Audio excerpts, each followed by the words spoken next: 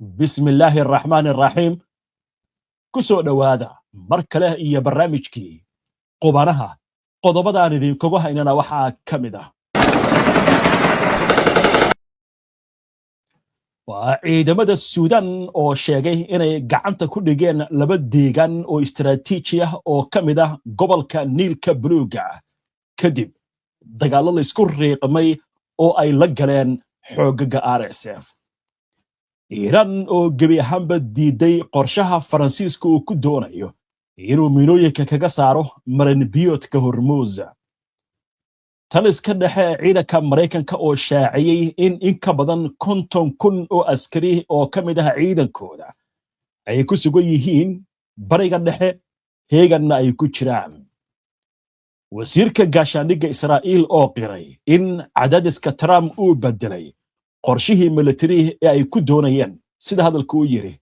inay ku burburiyaan ururka Hezbollah. Ruushka oo si adag uga digay tilaabada Finland ku ogolaatay in dalkeeda la dhigo hubka nuclearka. Sheekada ugu dambaysa ee barnaamijkan idinkugu hayaana waxay ku aadan tahay waa sheeko cajiib ah oo ku saabsan aroos wadareed lagu magacaabay farxadaha waqooyiga ee jidda Gaza oo ay dhigteen 150 lamaane oo Falastiiniyiin ah. Dhammaan wararkan iyo qodobo kale oo faahfaahsan iyo wixii warah ee soo kordha intaynu hawada ku jirno ayaan idinkugu soo gudbinaynaa barnaamijka qubanaha.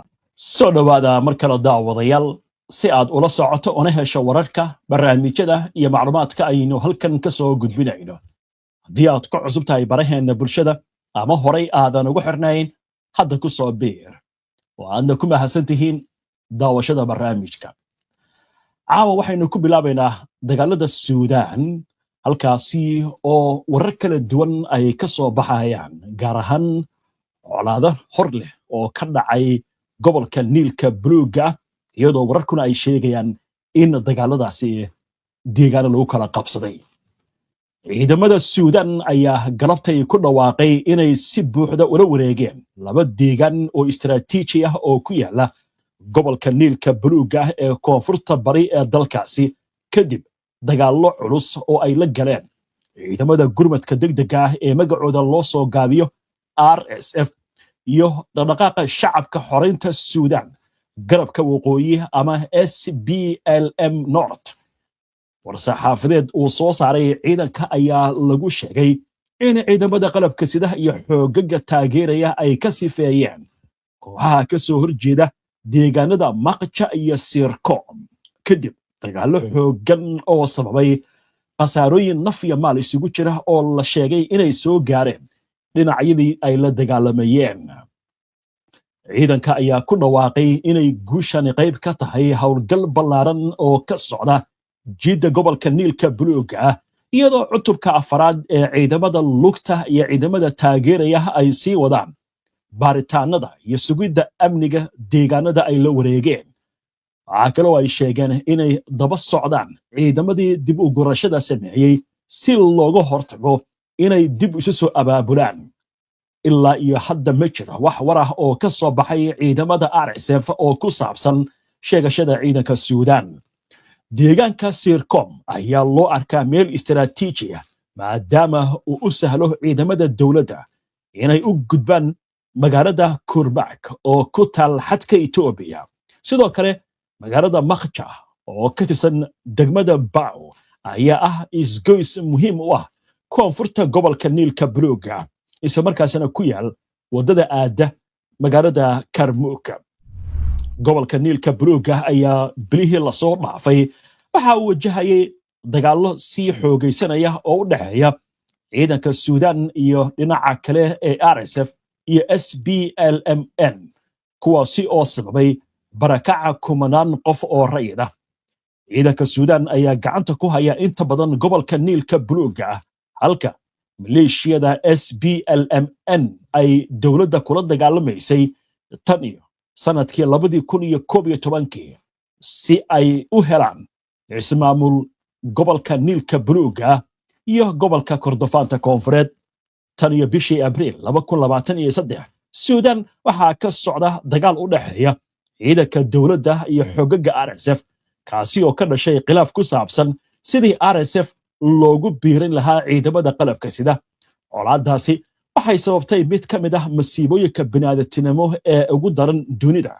iyadoo 10 kun oo qof ay ku dhinteen halka ku dhawaad 13 milyan oo kale ay ku barakaceen gudaha iyo dibadda dalkaasi. waa tahay wixii warahay ku soo kordha arrimahaasi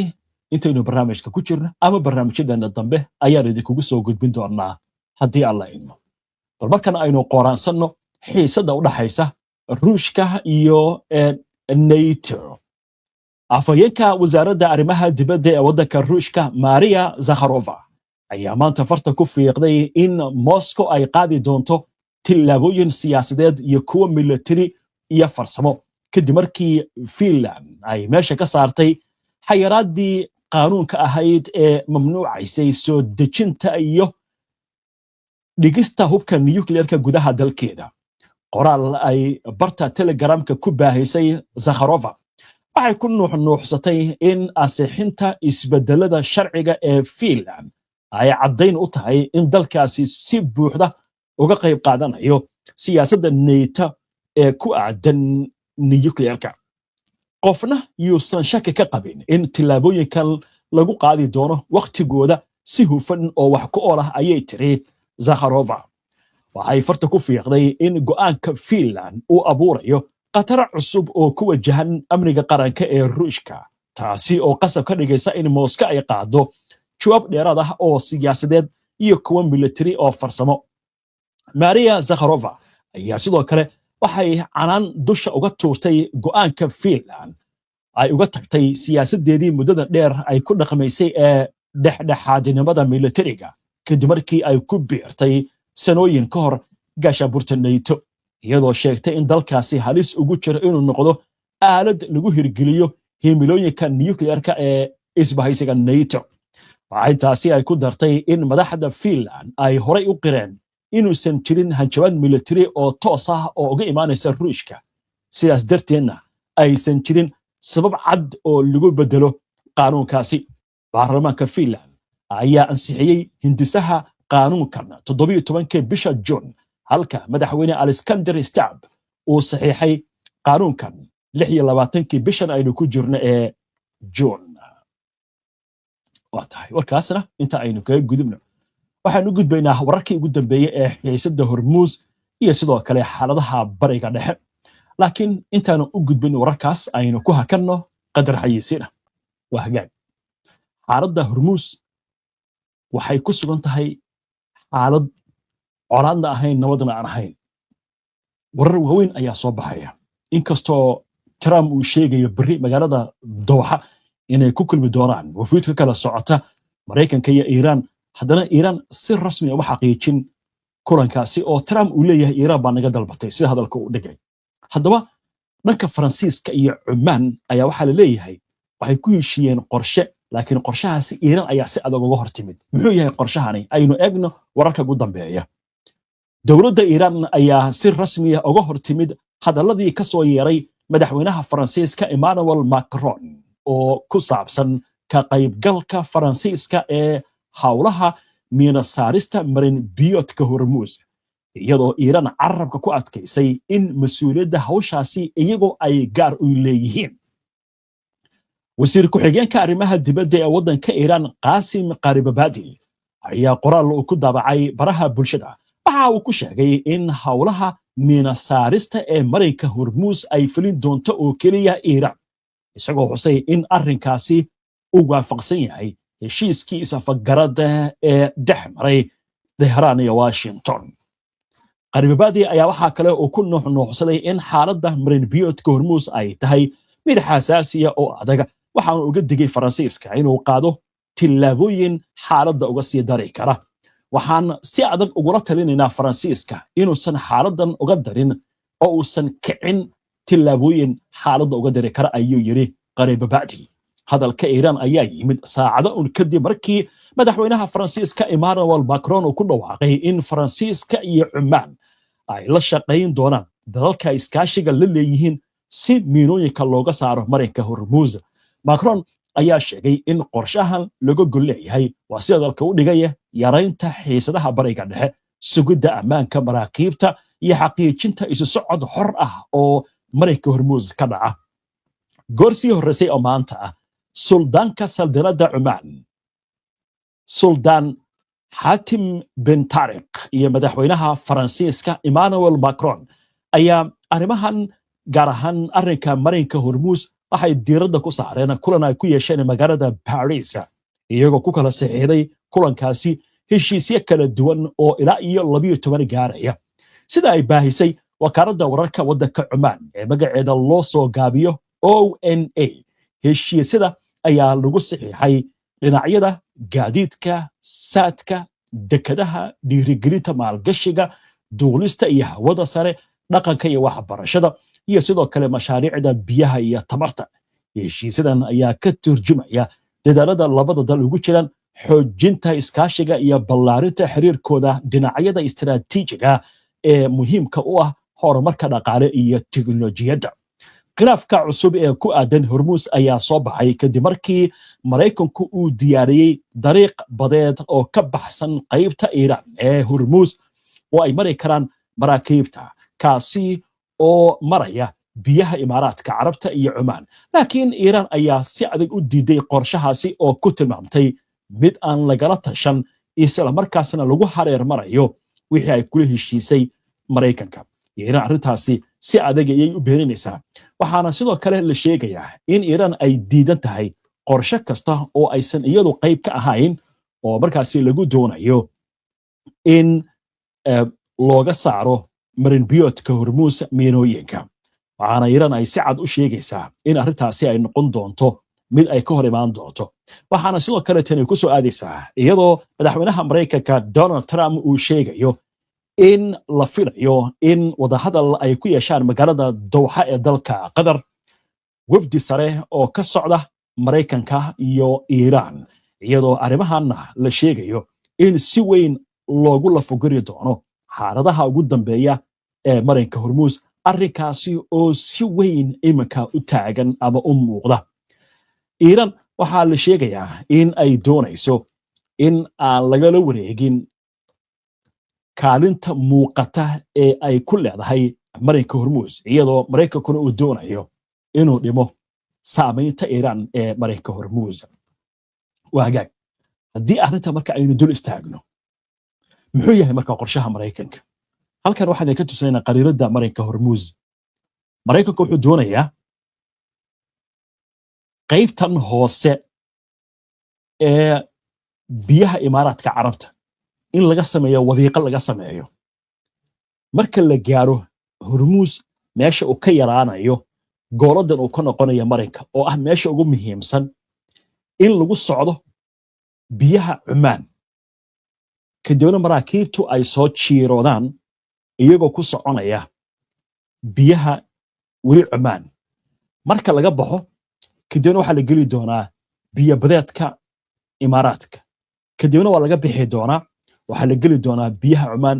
sidaasi ayaa maraakiibtu waxay ku aadayaan badweynta Hindiya ilaa iyo gacanka Cumaan ilaa iyo badda Carabta maxaa marka meesha ka baxay waxaa ka baxay qaybta sare oo xariijintan dhibcaha yaryar wixii ka koreeya waa biyo badeedka Iiraan inta badan maraakiibtu waxay mari jirtay diilinta dhexe ee jaalaha ah oo badda imaaraadka ah iyo inta u dhaxaysa Cumaan waana dariiqa ugu muhiimsan waana meesha Iiraan ay leedahay biyaheeda inkastoo maraakiibtu markay soo galayaan badda Cumaan ay mari jireen laakiin muhiimaddu waxay noqotay in laga fakiray oo la yiri arrintan haddii sidaasi ay tahay aan marna dhinacan Cumaan dhankan Cumaanna laga saaro maraakiibta markii hore Cumaan arrintan Iiraan heshiis bay kula ahayd in qiidmada laga qaado maraakiibta iyagoo ay maamulaan marinkan laakiin maxaa dhacay madaxweynaha maraykanka Donald Trump waa isaga u hanjabay Cumaan laba jeer bay u hanjabeen marna toos waxa ugu hanjabay Trump oo wuxuu leeyahay waan duqeynaynaa waa burburinaynaa Cumaan marna waxa u hanjabay xogayaha maaliyadda oo leh cunaqabatay baan ku soo rogaynaa Cumaan marka gacanta la muroojiyay maxaa lagu yiri marinka adinka qaybta aan leedihiin iyo qaybta imaaraadka aan isticmaalaynaa biyaha Iiraan u dhawaamayno halkaas waxaan ka samaynaynaa wadiiqa badda ah oo maraakiibta marto Iiraan marka maxay leedahay aniga la ilama tashan marka maxay samaysaa marka maraakiib ku gooshaysa qaybtan ayay duqaysay kii koowaad markay duqaysay Mareykanku habeennimadii uu ka jawaabay waa siga duqeeyay Iiraan waa ka soo jawaabtay waa iyadoo duqaysay saldhigyo military Mareykanku ku leeyahay gobolka hal maahana habeen hore sidii oo kale shalay galab ayaa waa maalinimadii jimcaha raalli hada sabtidii ayay sidoo kale Iiraan waxay weerartay marka dariiqan ku socday ka baxsan badeeda kadibna habeennimadii Trump baa weeraray isla saacada gudahood 8 saldhig oo Mareykanku leeyahay ayay weerartay Iiraan arintii marka maxay noqotay jugdug meeshaada joog laakiin Iiraan marka maxay ku yoorartaa waxay ku dhagan tahay qodobka shanaad ee heshiiska 14 qodob ah ee dhexmaray Mareykanka iyo Iiraan ayaa waxa uu leeyahay Iiraan mas'uuliyadda marinka Hormuz waxay ka geysanaysaa qayb muhiim ah haddii ay noqon lahayd miina saarista iyo maamulka ayadoo la kaashanaysa wadamada gobolka Iiraan marka waxay leedahay Trump anaga qodobkan ayaan ku heshiinay laakiin adigu dhabarka dabaan naga soo martay waxa doonaysa inaad marto luuqluuq banaanka ima waaliyo marka laba mid meesha inay xirato gabi ahaanba oo heshiiskii u burburo iyo in anagana la kala tashado Mareykanka marka muxuu doonayaa hadda Francisco kale heshiis buu la galay Oman in miinoyinka laga saaro goobtan Iiraan marka way diidi doontaa haddii Francisco markab uu keenay meeshaas jugta laga gelinaya marka Francisco marka dagaalku inuu soo galo wadamada NATO ay yiraahdaan ha dagaalkan galeena wadamada khaliijka ee carabtan ay yiraahdaan Iiraan dagaalkan ku galeena golaha maaka qaramada midoobay in la geeyo qaraar la yiraahdo Iiraan far laga qaad bay noqotay waa in wax laga qabtaa adduunyada bay cunaha ku dhigan tahay marinka Hormuz bay haysataa qorshaha marka waxa leeyahay la wata waa qorshe caynkaasi oo kala laakiin Iiraan maxay ku dhigan tahay anaga qodobka shanaad baan saxiixan marinka marka waa xirmaya haddii kale wax anaga aan ka rabno ayaa meeshan ka hirgalaya dagaalkan Mareykanka waxyaalaha uu ku joogsaday ma ahan Iiraan inay duqeynayso saldhigyada Mareykanka iyo Israa'iil oo kaliya ma aha xirnaashaha marinka Hormuz way maxaa la yiri Israa'iil iyo Mareykanku waxay ku hubaysan yihiin nuclear laakiin Iiraan waxay ku hubaysan tahay baa la yiri bam la yiraahdo Hormuz marka bamkaas ayaa la doonayaa marka in si fudud looga qaado laakiin ayaguna maxay leeyihiin ma aqbali doono xaaladda marka cirkay ku shareeran tahay waa hagaag xagga Israa'iil aynu eegno wasiirka gaashaandhigga ee Israa'iil ayaa waxa uu ka hadlay arrimaha la xiriira Trump iyo qorshaha nabadda kaas oo ku qasbay Israa'iil inay bedesho sida hadalka uu leeyahay qorshihii military ee Israa'iil ay ka lahayd koonfurta Lebanon oo ay ka mid tahay sida hadalka uu dhigay burburinta ururka Hamas wasiirka gaashaandhigga raalli ahad ururka Hezbollah wasiirka gaashaandhigga Israa'iil Israel Katz ayaa waxa uu qiray inuu jiro cadaadis madaxweynaha Mareykanka Donald Trump oo saaray ra'iisul wasaaraha Israa'iil Benjamin Netanyahu Katz ayaa waxa uu sheegay in Mareykanku uu isku xiray arrimaha Lebanon iyo wadahadallada la xiriira Iiraan taasi oo ku qasabtay Israa'iil inay joojiso weeraradii ballaarnaa gaar ahaan duqeymihii ka dhanka ahaa dhismayaasha magaalada Beirut aynu dib ugu laabanay wararka bariga dhexe gaar ahaan Hormuz iyo xiisadaha colaadeed taliska dhexe ciidanka Mareykanka ee CENTCOM ayaa waxa uu sheegay in ka badan 50,000 oo askari oo Amerikaan ah inay ku sugan yihiin bariga dhexe kuwaasi oo ku jira heegan buuxa si ay uga jawaabaan xaalad kasta oo amni oo ka dhalata xiisadaha gobolka sida ay saraakiisha CENTCOM sheegeen ciidamadaasi waxay ku kala sugan yihiin saldhigyo ciidan iyo maraakiib dagaal oo ku sugan xeebaha dalal kala duwan oo ku yaala bariga dhexe waxaa sidoo kale gobolka ku sugan dayuurado dagaal maraakiibta diyaaradaha dagaalka xambaara cutubyo ka tirsan ciidamada badda iyo kuwa cirka ee Mareykanka warbixinta ayaa waxay tilmaamaysaa in joogitaanka ciidamada Mareykanka ee gobolka uu yahay mid ka mid ah qorshayaashii ugu ballaarnaa ee ciidamada la iskugu soo ururiyo muddo sanadaha waa ciidamada Mareykanka iyadoo Washington sare u qaaday diyaar garowga iyo in ciidanku ay heegan ku jiraan taliska dhexe ciidanka Mareykanka ayaa xusay in ciidamada la geeyay aaggaasi ay diyaar u yihiin inay difaacaan si hadalka loo dhigay danaha Maraykanka iyo xulafadiisa isla markaasna ay ka jawaabayaan xaalad kasta oo degdeg ah haddii loo baahdo. waaga qodobka halkaas aynu kaga gudubno. haatan waxaynu soo gaarnay sheekadii ugu dambaysay ee barnaamijka aynu ku soo gabagabay jirnay. aadaab waxaynu ku soo qaadanaa sheeko ka duwan sheekooyinka barnaamijka aad ku soo daawateen. waxaan idii haynaa arrin kaloo cajiib ah oo ka dhacday marayka Gaza. marayka Gaza maanta oo keliya 5 qof baa lagu dilay. weeraradu iska socdaan. laakiin dadkan Falastiiniinta arrinta loola yaabban yahay waxa weeye adkaysiga. maxaa dhacay marka? shalay oo axad ahayd 150 lamaane ayaa hal goob waxay ku qabsadeen xaflad aroos oo halkaasi farxad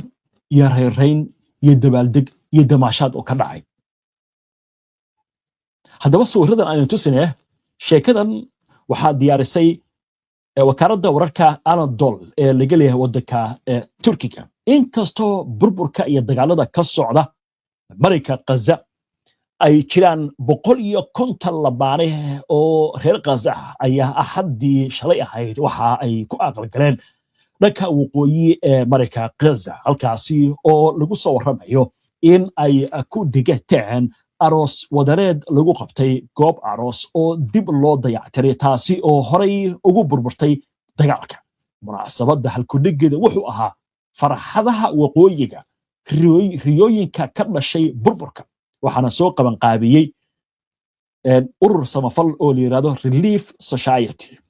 iyadoo ujeedadu ay ahayd in dib loo soo nooleeyo rajada lana taageero dhalinyarada guurka bilaabay inkastoo ay jiraan daruufo adag oo bini'aadantinimo iyo kuwa dhaqaale.